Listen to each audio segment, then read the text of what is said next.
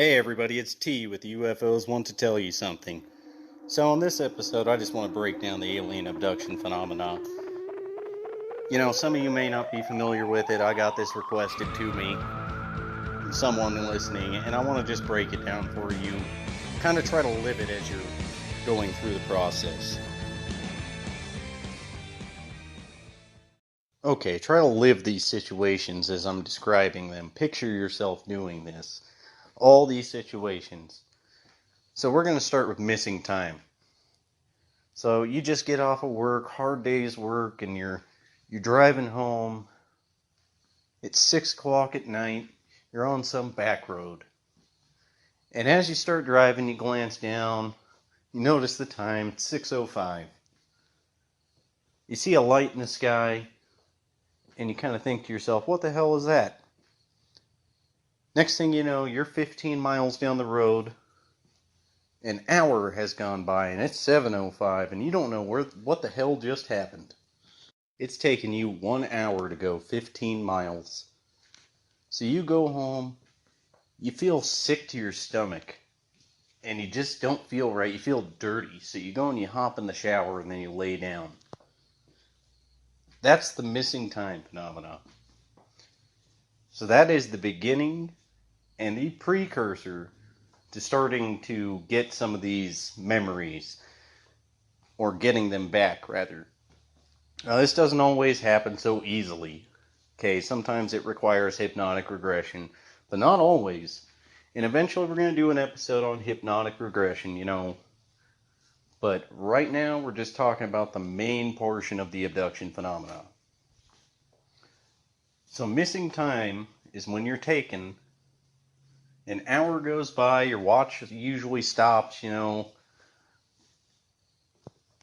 Most of the time people can't recall what happened right off the bat. There are some cases where people just remember every bit of it. But you're generally going to go home and you're going to have nightmares more than likely. Now, it doesn't always have to be an hour. Sometimes it's 30 minutes, sometimes it's 3, 5 hours. It just varies, to be honest with you. That was originally coined by Bud Hopkins in his book, Missing Time. And it's something that he pinned and kind of pointed to all the different abductions happening. That was one correlating factor that he noticed. So then you lay in bed. You still feel sick to your stomach. You feel kind of dirty. You just don't feel well. You note the missing time, which, not in all cases do people note that. Sometimes you just forget that they even happened, which is odd in itself. But you note the missing time and the weird light that was in the sky. But you write it off as a meteorite, It was there for a couple seconds and then it just disappeared. So you're laying there and you eventually just drift on to sleep. And then you start dreaming, and the dream is you driving down that same stretch of road, but in front of you is an owl, a 3.5 to 4 foot tall owl with piercing eyes just staring at you. So you're a little freaked out by this, but hey, it's just a dream. So you fall back asleep, and all of a sudden, that dream happens again. And it keeps on happening. So you go to your psychologist, and you tell them, hey, I'm having this dream about an owl. And they say, oh, don't worry, it's just a nightmare. But this dream is persistent and it can't leave your mind. You just keep thinking about it, and you're starting to get phobias of things like insects, for example, and you don't know what is happening. So then you notice that on your shin you have this little scoop mark taken out. Almost looks like some of your skin was taken with a melon baller. And you think to yourself, what the fuck? I don't remember cutting my fucking leg. But you carry on with life. You're just having these traumatic things happening to you. You have PTSD. You're freaked out by needles. Bugs freak you out. You don't know what the hell's going on. You won't go down that road again. You don't know why. It just scares the hell out of you. You're in constant fear. And you just keep getting these flashbacks of needles and weird bug eyes and fucking owls, and you don't know what's going on. Now that's a cover memory. So a cover memory is also known as a screen memory or replacement memory. I'll give you one definition that I have here. In psychoanalytical theory, a memory of a childhood experience, usually trivial in nature, that unconsciously serves the purpose of concealing or screening out, or is a conflation of an associated experience or more significant or perhaps traumatic nature. So in this case, the cover memory is the owl. That's most commonly reported in abductions. You're going to see an owl with big eyes that are piercing through you almost. You don't know, it just freaks you out. Sometimes it's a deer, sometimes it's another animal with large eyes. At other times it's different things, kind of like Mr. Peanut in the Whitley Strieber incident, for example. Going back to that. There's cases where people have been sleeping and they're awoken, looking out their window to an owl staring at them, when in reality it was an apparent extraterrestrial tapping on their window trying to get in. While it sounds crazy, that's been reported before. Now, some would say that's on the part of the abductors, right? They're causing the screen memories. I don't really buy that, because before that was an apparent thing to people, Freud talked about that in regards to, well, I remember one case where he talked about a little girl who was being raped, and it appeared to her as a rat man, when I believe it was either her uncle or her father that was doing horrible things to her. Now, this is just an example of our minds doing that rather than an other force. I don't really buy into that part. So you're walking through the street, and all of a sudden you see a newspaper on a newspaper stand, and it's got a picture of a UFO on the front. And you go and you pick it up, and you're kind of really weary about it, you're kind of shaken. And you realize, hey, people saw a UFO similar to the light that I saw about the time that I was missing. And then all your memories start coming back to you, just in a flood. You have PTSD, and you start breaking down. So you start going and doing your research online, and realize that there's something called hypnotic regression that you can do. Hypnotherapy. So you look up a hypnotherapist, he lays you down, puts you in a relaxed state, and tells you to relive the scenario. Now, this is what we've seen with the Betty and Barney Hill regression as an example. They both were taken separately, at separate times in separate rooms, with Dr. Benjamin Simon, asked to relive the scenario with no leading questions, and tell him what they saw. So you're back, driving down the road at 6:05, reliving the situation, and your car dies. And you don't know what's happening, so you pull over to the side of the road, and all of a sudden, approaching you is a 3.5 to 4 foot tall little abductor. And 2 more coming from the side. You don't know what's going on, but you're freaking out. They take you out of the car, tell you everything's going to be okay. They take you through the woods to an apparent landed object. You go up the stairs or ramp, and next thing you know, you're on an alien spacecraft. So taking it from there, they lead you into a room and sit you down. They tell you to take your clothes off, and you do.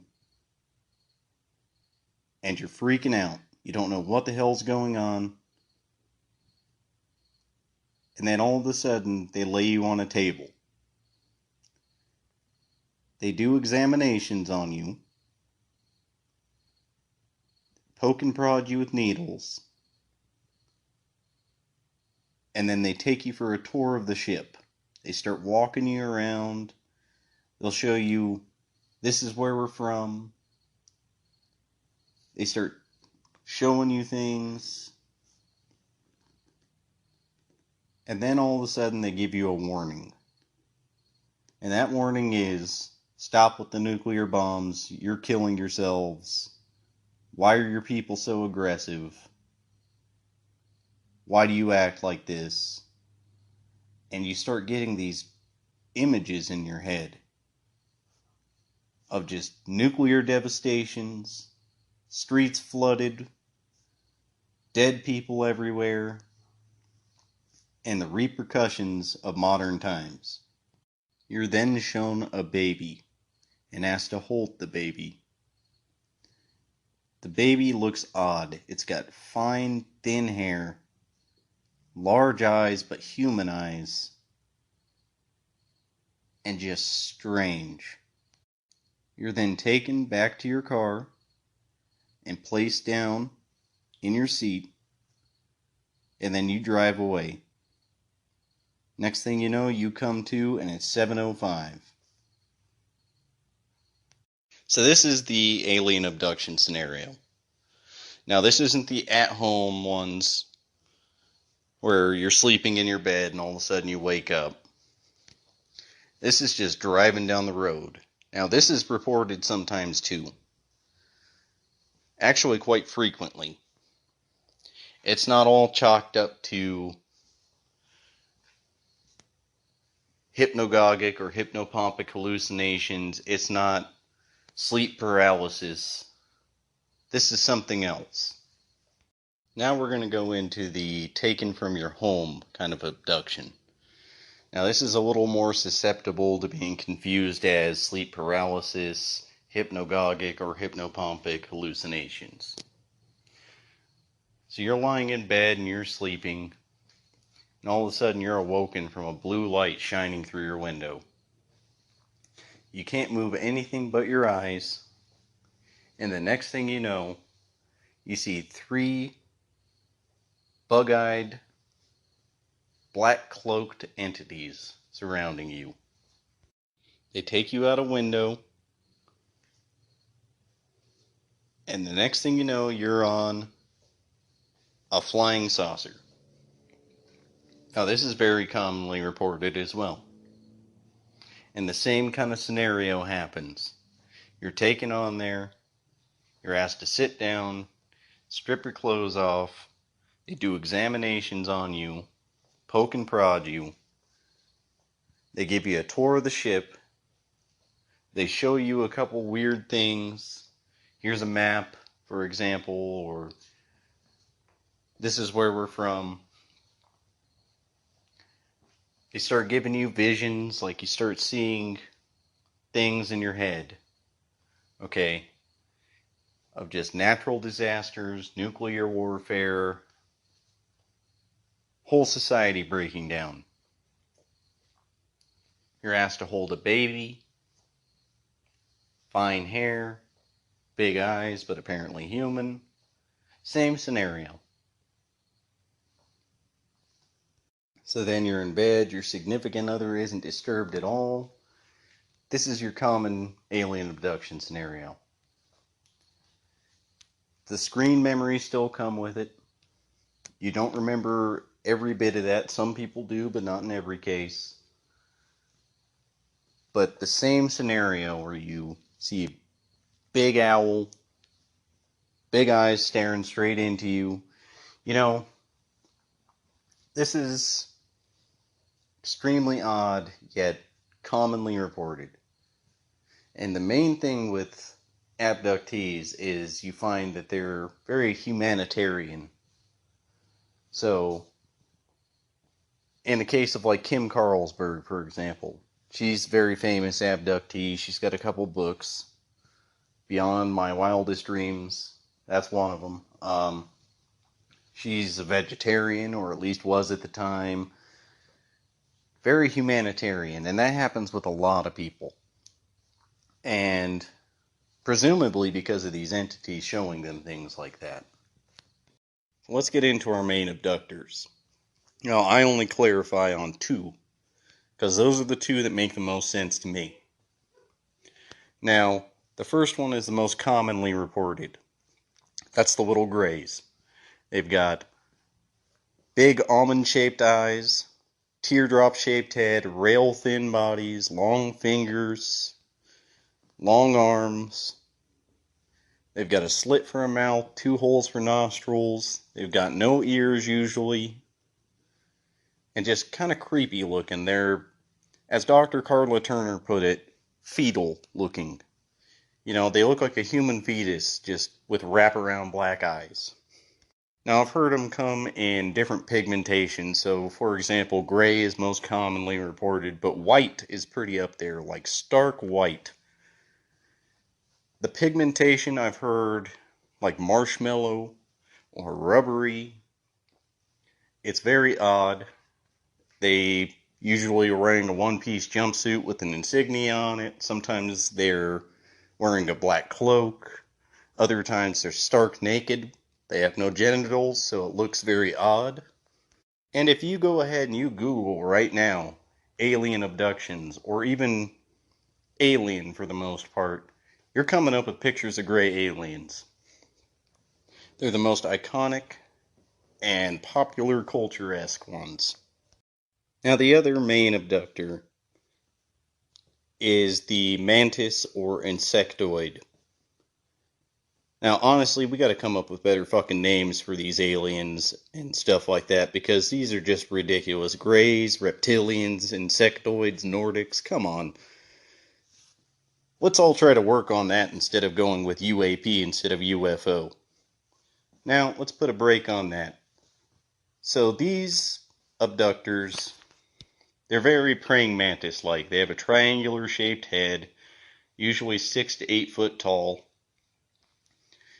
usually wearing a black cloak. Skin color can vary, but the main one I've heard is white.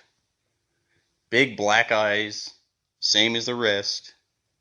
You'll notice a trend with that, with the skin color and the eyes. They seem to speak telepathically to you, and they seem to be the ones in charge. At times, they will come in your room, joined by the Greys to abduct you. Other times, they're the examiners. Strange correlation. So, in Communion, Whitley Strieber talked about a seltzer bottle exploding downstairs. He heard the noise and he ran down there. And as he ran past the door to the kitchen, I believe, there was an insectoid there. And he just kept on trucking and kept on moving. It was just a fleeting thought that he put in his book. That's odd. I think personally that adds a little more validity to his story too, because he didn't elaborate on that. It was a passing thought. So the mantis is often reported, rail thin as well, tall, stickly. They aren't usually wearing clothes other than a cloak, as I pointed out. And if you want a better image of that, just type in on Google, like Bob Mitchell's book Intrusion, and right on the front cover you're going to see a mantis alien. In fact, that was one of the main reasons I bought that. They're also reported to have something like an exoskeleton possibly, and they've got 3 bends in the arm like a praying mantis, hence the name. Kim Carlsberg reports this. Lots of people do. Whitley Strieber, Dr. Carla Turner, one of her experience. She spoke about it on Coast to Coast with Art Bell back in the day. She was in her backyard, and one of these creatures, this insectoid, had her by the arm and was saying, "I'm your mother, come with me." And she was screaming, "No, you're not."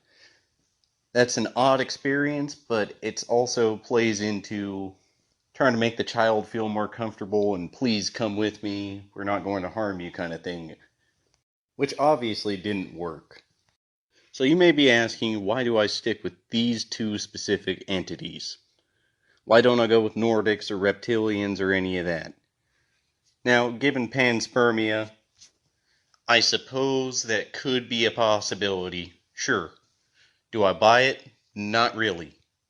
Again, it's a little too close to home. I would have think, life would evolve a little differently on a different planet, even if it's Earth-like. Just considering how many different types of humanoids that we had here. We had Denisovans, Neanderthal, modern man, just different types all in one place. But why do I stick with those two? Well, again, I take what happens to our bodies in space and I kind of amplify that to maybe a macro evolution kind of level. So you take a species, let's say space-bearing, and they adapt to space. Now, a couple things that happens to our bodies in space. Our weight-bearing bones and muscles deteriorate. Our fluid redistribution shrinks our legs, causes congestion in the head and a puffy face, just as an example. The otoliths in our inner ear respond differently. Eyes become the main way to sense motion. And changed sensory input confuses the brain, causing occasional distortion. So when we look at these abductors, and we amplify that from a different species, it seems like they may have evolved to space travel or even life in space. And what I mean by that is they've got the skinny bodies, they've got the big heads, big eyes, no ears usually, which adds a little validity to the telepathic kind of communication. That may just be the easiest way to do it. And nowadays, with like the Neuralink as an example from Elon Musk. Let's say that happened to us and we were all connected where we could talk to each other and do things like that without even using our mouths. We might evolve to something like that as well. Longer arms may be needed, skinnier bodies, exoskeletons, things like that. Now, the theory of panspermia is that building blocks of life are found throughout the universe on like comets and asteroids and things like that. A lot of scientists actually think that's a very viable possibility. So when you take that into account, what's the most prevalent life form on this planet? Insects. Now, this adds a little more credibility to the insectoid, for example. So another thing that adds a little validity to this, in my opinion, is a book, one of my favorites, called Evolutionary Ufology by Jordan Hofer. Now, I know I called him Jordan Hofer on the last episode, but it's Jordan Hofer. Amazing book. The guy is an anthropologist, or was, and he took the gray alien and put it through evolution to show you kind of what would happen. So, why are aliens connected with abductions? So, a lot of people like to jump on the interdimensional bandwagon, and I don't buy into that. I'm sorry. Again, the reptilian thing is going to piss you off, the Nordic's going to piss you off, this one's going to piss you off too. I think, like Occam's razor, simplest answer is usually the correct one. If UFOs are coming from the sky, and people used to call them star people in the Native American lore, then they're from the fucking stars. They're from space. They may be able to manipulate things, but they're from space. Now, why do people connect the two together? Well, outside of abductions, we have people who see UFOs. Sometimes they're landed, and the same entities are present, usually the little grays. Lonnie Zamora, you got the Ariel school incident of 1962. There's a lot of different cases. You just got to do some research. For example, John Mack talks about it, Bud Hopkins, a lot of people do. So, a UFO and the same occupants occurring in an abduction scenario, the two are connected. They're not separate. So, At this point, you have PTSD. You're living with this experience. You've been abducted. You've been hypnotized. You try to rationalize it. Your hypnotist tries to rationalize it. You can't come up with any alternative theories. You got correlating scars, horrible memories. What do you do next? Well, there's support groups where you all join together and you have your group meeting. You talk about your experiences, you rationalize with them, and you try to make the best of it as you can.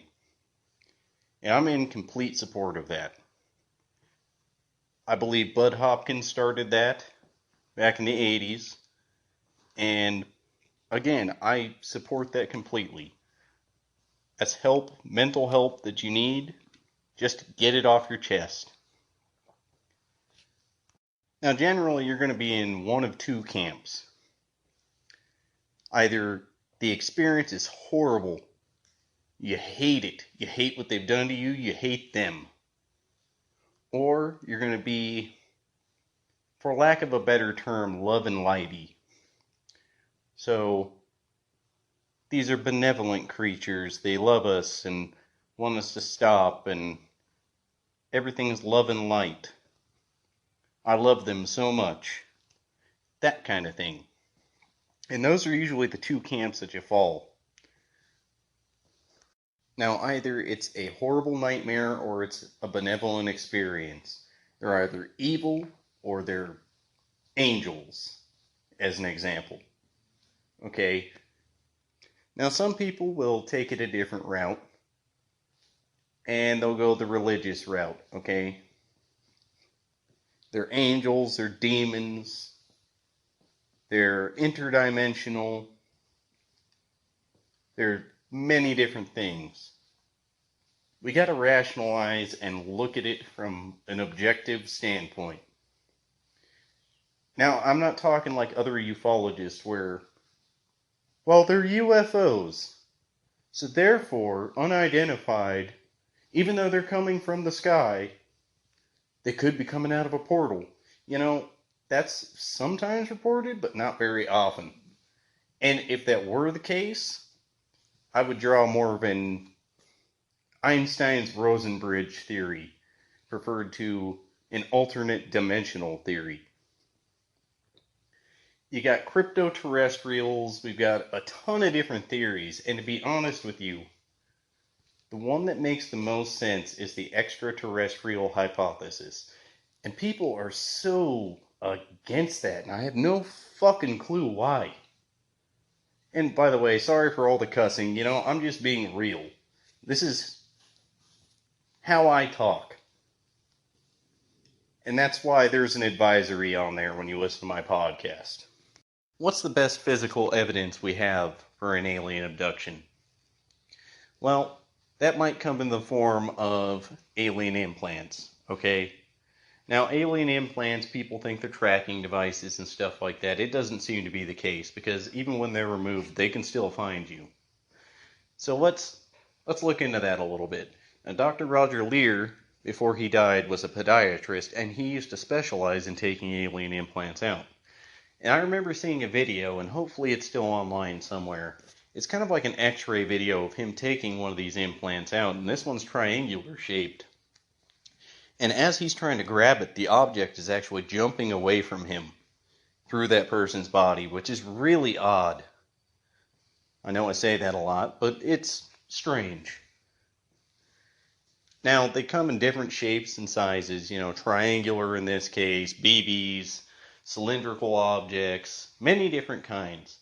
When they're tested, they're usually found to have silicone-based properties, nothing overtly off-world for the most part. Not to my knowledge. Now, the next bit of evidence I would point out is the marks that appear on people's bodies. Now, some skeptics may look at scoop marks and scratches and things like that and say, oh, you did that while you were sleeping. But sometimes people report waking up and having the insignia of the alien that just abducted them on their body somewhere. Almost like you were branded, as a good example. Or even seeing it on the UFO. Same kind of symbol. It's very strange.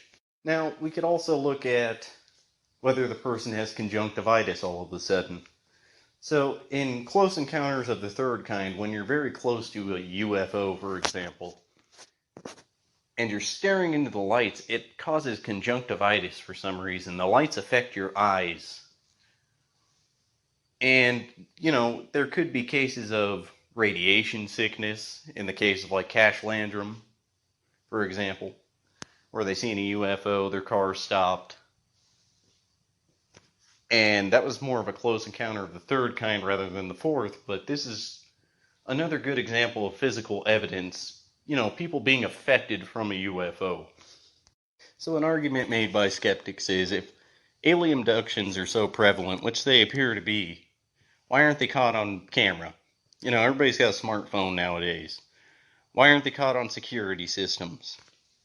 Well, looking back on the phenomena, and even what we've gone over in this podcast, UFOs seem to be able to affect electronics, right? You're driving your car, boom, car dies.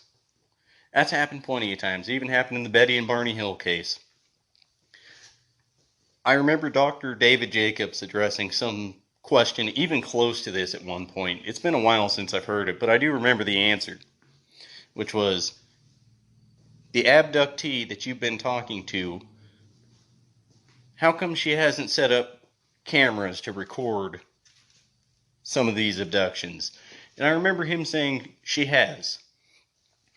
And in one case, the abductee had actually jumped up, still apparently asleep, shut off the cameras, and then the abduction took place. In other cases, the abductee will be sleeping, and all of a sudden the camera system goes dead. Now, whether that be a small EMP or something else within their technology, they seem to be able to do that. So it's a little hard to record somebody being abducted.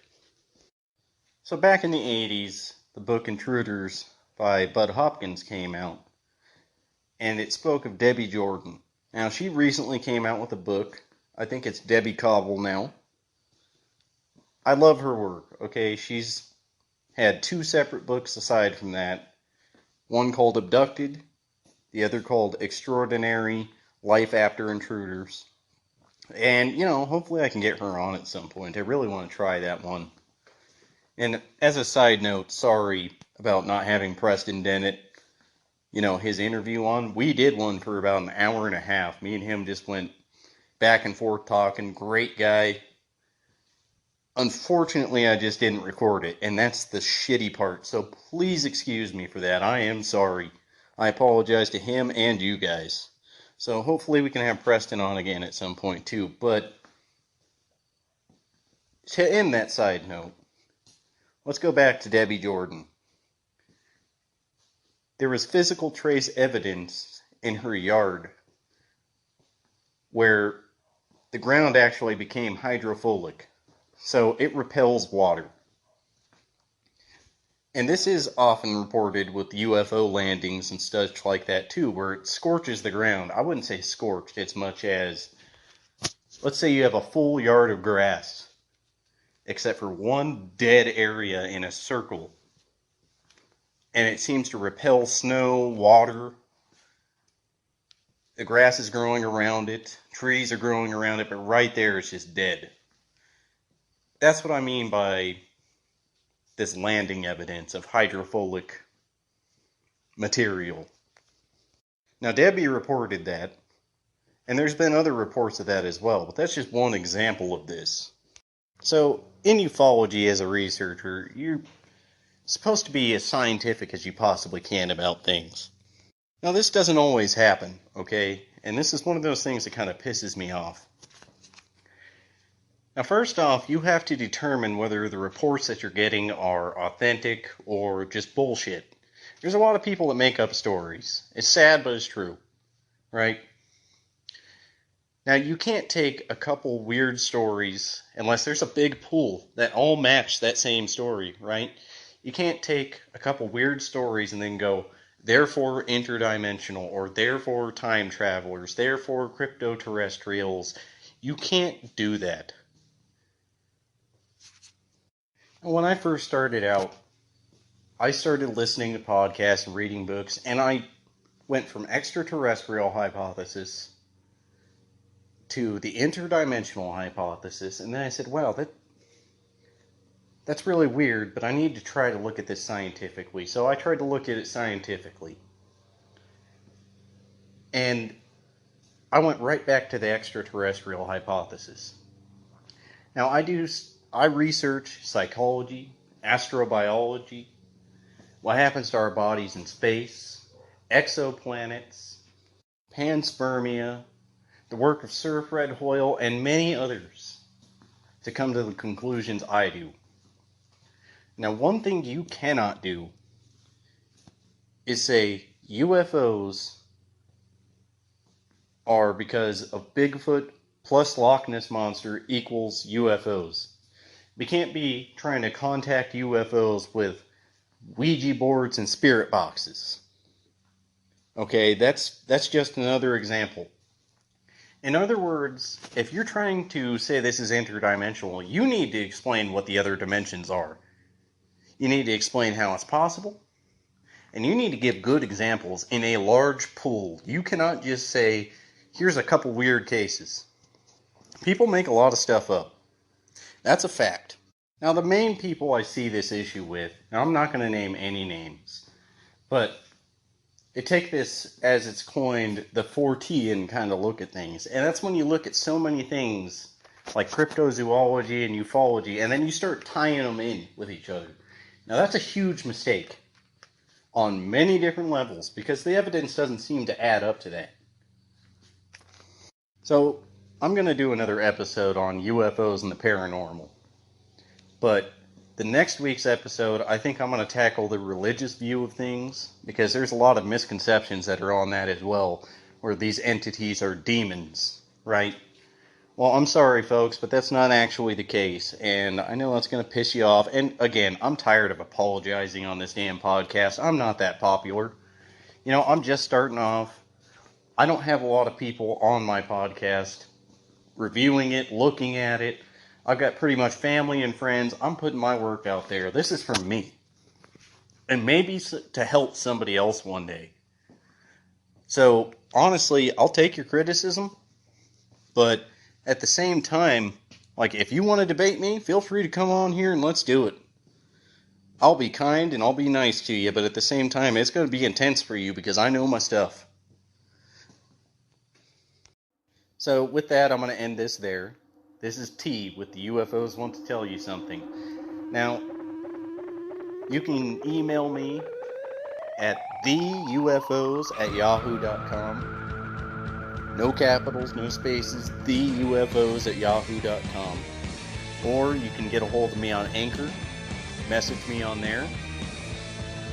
You can get a hold of me on Facebook. I started a page up. You know, I'm not too active, but I'm trying to get a little better at that.